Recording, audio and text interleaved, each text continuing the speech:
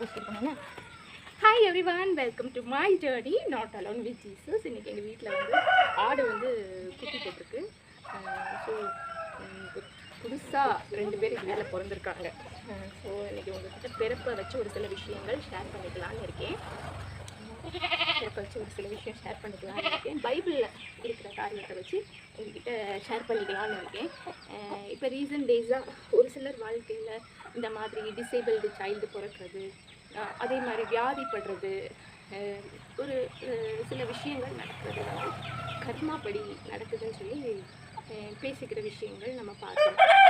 அதே மாதிரி ஒரு சிலர் சொல்லுவாங்க, இதெல்லாம் ஏதோ ஒரு சாபத்தினால தான் இந்த மாதிரியெல்லாம் அந்த குடும்பத்தில் இப்படி குழந்தைங்க பிறந்திருக்கிறாங்க, இந்த மாதிரி அந்த குடும்பத்தில் இப்படி வியாதிப்பட்டிருக்காங்க, திடீர்னு அவங்க கைகளை இழந்துட்டாங்க, திடீர்னு கால்களை இழந்துட்டாங்க, விபத்தில் கண் பார்வை போயிடுச்சு, இன்னும் லெப்ரசி வந்துடுச்சு, இந்த பாவத்தினால தான் அப்படின்னு சொல்லி பேசிக்கிற புதுப்படையாக நிறைய பேர் கேட்டிருப்பீங்க. நானும் கேட்டிருக்கேன் என்னோடய லைஃப்பில். ஸோ பைபிள்லேருந்து ஒரு சில விஷயங்கள் நான் உங்கள்கிட்ட ஷேர் பண்ணிக்கலாம் அப்படின்னு இருக்கேன். இந்த மாதிரி சந்தேகங்கள் வர்றது வந்து காமன் தான். ஒரு மனுஷனுக்கு இந்த மாதிரி சந்தேகங்கள் வர்றது காமனான விஷயம். வேதத்துலேருந்து ஒரு சில விஷயம் வந்து நான் உங்கள்கிட்ட ஷேர் பண்ணியிருக்கேன். வேதத்தில் கூட ஒரு சிலருக்கு இந்த மாதிரி சந்தேகம் வந்து ஏன் சீஷர்களுக்கு கூட 9ஆம் அதிகாரத்தில் 1-2 வசனம் வாசிக்கும்போது, அவர் அப்புறம் போகையில் பிறவி குருடனாகிய ஒரு மனுஷனை கண்டார். அப்பொழுது அவருடைய சீஷர்கள் அவரை நோக்கி, ரபி, இவன் குருடனாய் பிறந்தது யார் செய்த பாவம்?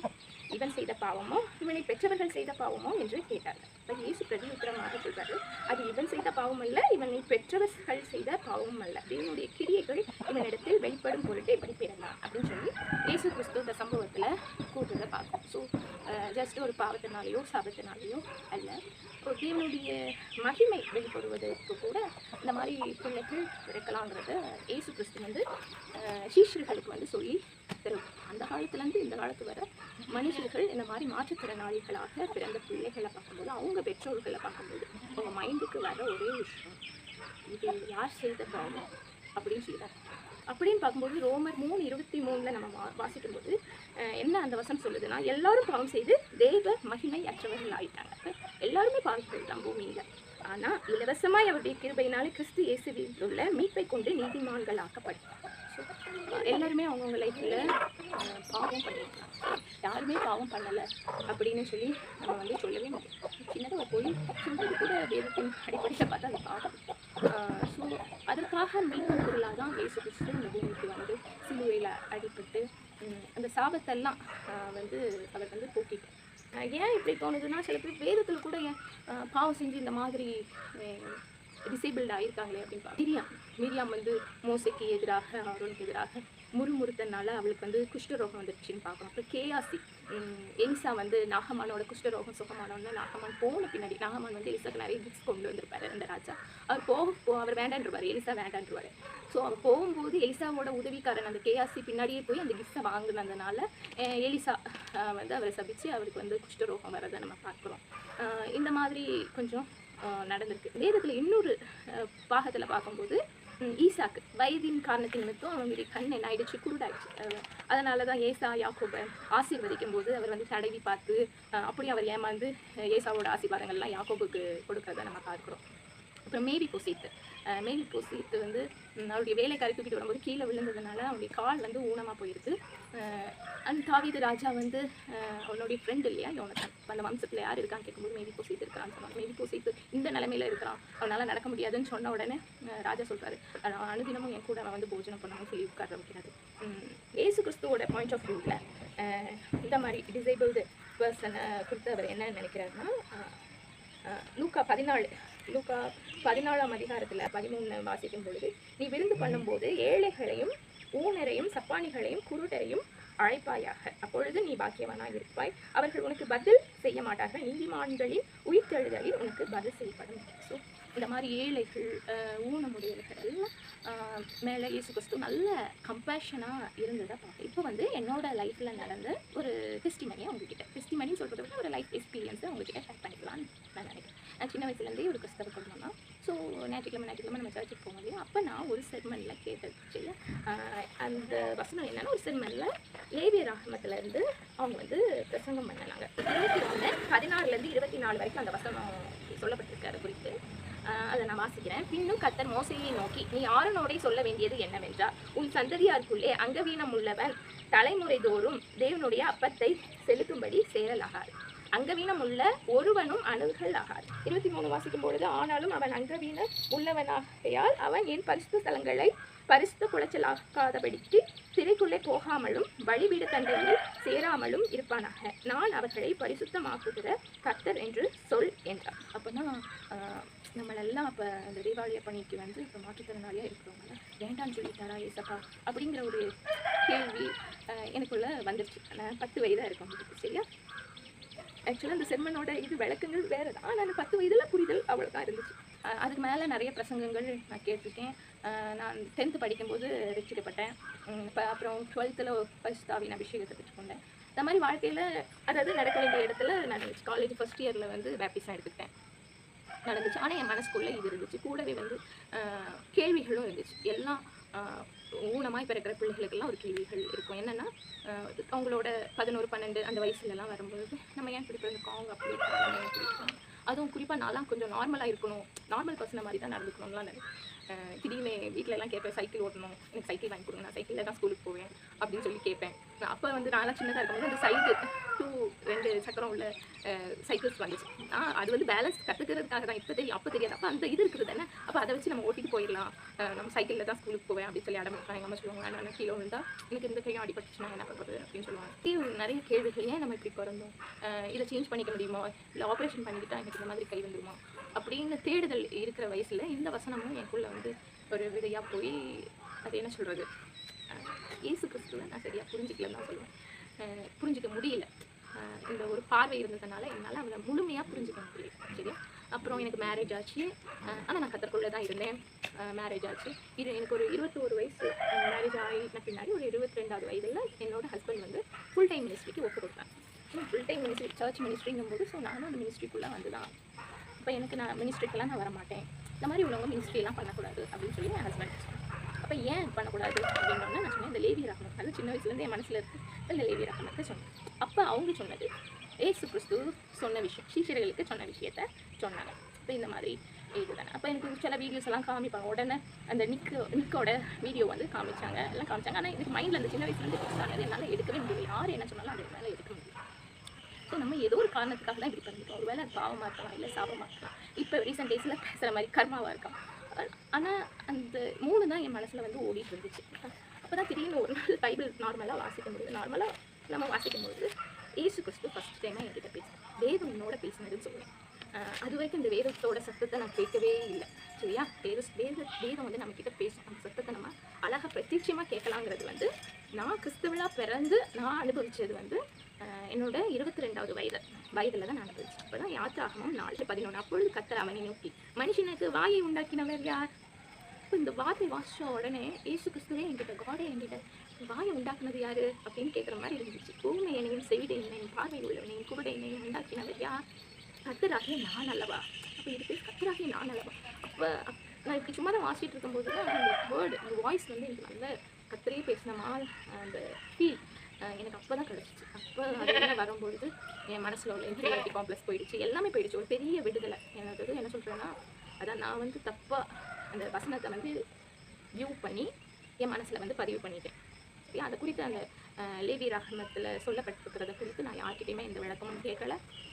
நானே ஒரு வியூவுக்கு வந்துட்டு இந்த வசனம் இதை தான் சொல்லுது அப்படின்னு சொல்லி அந்த வியூ பாயிண்ட்லேருந்து என்னால் நகர முடியாததுனால கர்த்தருடைய பார்வை என் மேலே எப்படி இருக்குதுன்னு எனக்கு தெரியல. அப்போ ஒரு நாள் நான் இதெல்லாம் உடைக்கப்பட்டு நான் உட்காந்துருக்கும்போது கர்த்தர் பேசின உடனே அந்த சிறையிருப்புலேருந்து, அது ஒரு இன்ஃபீரியாரிட்டி காம்ப்ளெக்ஸு, இந்த மாதிரி நம்மளாம் ஒன்று நினச்சிக்கிறதெல்லாம் ஒரு நம்மளே ஒரு சங்கிலினாலே கட்டிக்கிறது தான். அதுலேருந்து அப்படி ஒரு விடுதலை. அன்னையிலேருந்து நான் ரொம்ப ஃப்ரீயாக ஃபீல் பண்ணேன். இன்ன வரைக்கும் ஃப்ரீயாக தான் ஃபீல் பண்ணியிருக்கேன். இந்த வசனம் என்னோட முதல்ல பேசின வசனம். வேதம் கண்டிப்பாக பேசுனேன். அதுக்கப்புறம் இந்த பைபிள்லேருந்து நிறைய வசனங்கள் என்னோட பேசியிருக்கு. அந்த அனுபவத்துக்குள்ளே வந்தது வந்து என்னோட 22வது வயதில் தான். சரியா? ஸோ அதனால் நம்ம டக்குன்னு யாரையும் பார்த்து நம்ம சொல்ல முடியாது, பாவத்தினால பிறந்திருக்காங்க, சாபத்தினால பிறந்திருக்காங்க, அதெல்லாம் நம்ம வந்து சொல்ல முடியாது. கர்த்தருடைய பாயிண்ட் ஆஃப் வியூ எப்படி இருக்குதுன்னே சொல்ல முடியும். என்ன குறித்து கர்த்தருடைய பாயிண்ட் ஆஃப் வியூ இல்லைன்னா, அவர் என்னை உண்டாக்கியிருக்கிறாரு, அதுதான் பாயிண்ட் ஆஃப் வியூ. எனக்கு ரொம்ப சந்தோஷமாக இருந்துச்சு. இந்த வசனம் நான் வாசித்த உடனே எனக்கு ரொம்ப சந்தோஷமாக இருந்துச்சு. நம்ம பாவத்தினால பிறக்கல, நம்ம சாபத்தினால பிறக்கல, நம்ம கர்மானால பிறக்கல. நம்மளை உண்டாக்கினது காடு தான். எல்லாரையும் தேவன் தான் உண்டாக்கியிருக்காரு. நம்ம சங்கீதத்தில் வாசிக்கிறோம். சங்கீதம் 139 5வது வசனம் வாசிக்கும் பொழுது, நான் ஒளிபீடத்திலே உண்டாக்கப்பட்டு பூமியின் தாழ்விடங்களிலே விசித்திர வினோதமாய் உருவாக்கப்பட்ட போது என் எலும்புகள் உமக்கு மறைவாய் இருக்கவில்லை. ஸோ ஒவ்வொரு மனுஷனும் ஒரு விசித்திரமான ஒரு யூனிக்காக தான் தேவன் உண்டாக்கியிருக்காரு. ஒவ்வொருவரையும் ஒரு யூனிக்காக உண்டாக்கியிருக்காரு. ஏன்னா பாருங்க, ஒருத்தருடைய கைரேகை இன்னொருத்தவங்க கைரேகை மாதிரி இல்லை, கருவிழி எல்லாமே வித்தியாசம். அப்போ அவ்வளோ யூனிக்காக உண்டாக்கும்போது இப்படி குழந்தைகள் பிறக்கும்பொழுது ஏன் நம்ம தேவையில்லாமல் இது பாவத்தினாலையா, இது சாபத்தினாலையா, இது கர்மாவான்னு ஏன் யோசிக்கிறோம்? அப்படி இருக்கட்டும், பாவமாக இருக்கட்டும், சாபமாக இருக்கட்டும், அந்த பாவத்துலேருந்து சாபத்துலேருந்து விடுதலையாக இயேசு கிறிஸ்து நமக்காக பலியாகிக்குவார் இல்லையா? உண்மையிலே இந்த மாதிரி டிசேபிள்டு சைல்டு உள்ள பேரண்ட்ஸை நான் உண்மையிலே பாராட்டுவேன். இப்போ எனக்கு ஒரு குழந்தை, நான் ஆக்சுவலாக டிசேபிள்டு பர்சன், எனக்கு ஒரு டிசேபிள்டு குழந்தை பிறக்கும் அப்படின்னு யோசிக்க கூட முடியும். பிறந்துடக்கூடாதுன்னு தான் நான் யோசிப்பேன். அப்படி தான் எல்லாருமே யோசிப்பாங்க. ஏன்னா எல்லாருமே அந்த குழந்தை பர்ஃபெக்டாக இருக்கணும், குழந்தைக்கு எந்த குறையும் வரக்கூடாது அப்படின்னா ஒரு தாய் ஒரு குழந்தைய கருவில் சுமக்கும்பொழுது நினைப்பாங்க. அந்த ஃபேமிலி அப்படி தான் நினைப்பாங்க. ஆனால் அதேமாரி ஒரு டிசேபிள்டு சைல்டு பிறந்துச்சுன்னா அந்த பேரண்ட்டுக்குள்ளே எவ்வளவு கேள்விகள் இருக்கும். நம்ம வந்து இந்த 3 கேள்வியை கேட்டு முடிச்சிடுவோம், பாவமாக சாபமாக கர்மாவான்னு சொல்லி முடிச்சிடும். ஆனால் அந்த பேரண்ட்ஸ்குள்ளே எவ்வளோ கேள்விகள் இருக்கும். இதையும் தாண்டி இந்த குழந்தை இப்படி பிறந்துருச்சு, ஒருவேளை கண் தெரியாமல் பிறந்துருச்சு, அதை வந்து நம்ம சரி பண்ண முடியுமா, எங்கெல்லாம் வந்து இதுக்கான ரெசல்யூஷன் எங்கன்னு தேடி அலைவாங்க, எங்கே போய் சரி பண்ணலாம் அப்படின்னு சொல்லி தேடி அலைவாங்க. அப்புறம் ஒரு கட்டத்தில் அது சரி பண்ண முடியாதுன்னு தெரிஞ்ச உடனே அதை ஏற்றுப்பாங்க. அப்புறம் அந்த குழந்தையை ட்ரெயின் பண்ணுவாங்க. இந்த பிள்ளைகளை சம்டைம்ஸ் ஆட்டிசம் குழந்தைங்களா இருக்கலாம், டவுன் சிண்ட்ரோம் குழந்தைங்களா இருக்கலாம், ஒரு சில குழந்தைங்க ஓவர் ஆக்டிவாக இருக்கும். இந்த மாதிரி குழந்தைங்கள அவங்க ஹேண்டில் பண்ணுற இது அந்த பேரண்ட்டு ஒரு வார்த்தை பேச வைக்கிறதுக்கு எவ்வளோ கஷ்டப்படுறாங்க தெரியுமா? ஸ்பீச் தெரப்பி கூட்டிகிட்டு போகிறாங்க.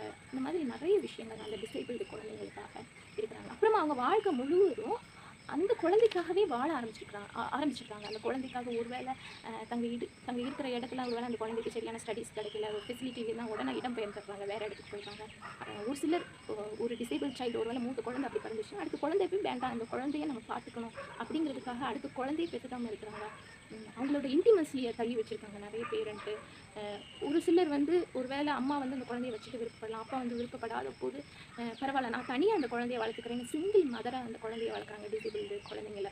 இந்த மாதிரி பேரண்ட்ஸ் எவ்வளோ பேரண்ட்ஸ் வந்து கஷ்டப்படும் போது நம்ம இந்த மாதிரி 3 கேள்விகளை அவங்கக்கிட்ட கேட்டு அவங்கள வந்து நம்ம என்ன பண்ணிடக்கூடாது, முடக்கிடக்கூடாது. உண்மையிலே எங்கள் அம்மா அடிக்கடி சொல்லுவாங்க, ஏன் எல்லாருக்கும் அப்படி அந்த குழந்தை கொடுக்காம ஒன்று இந்த ஸ்பெஷல் சைல்டை ஏன் எனக்கு கொடுத்தாரு அப்படின்னு சொல்லி அவங்களுக்கு கேள்விகள் இருந்திருக்கோம்ல. அப்போ வந்து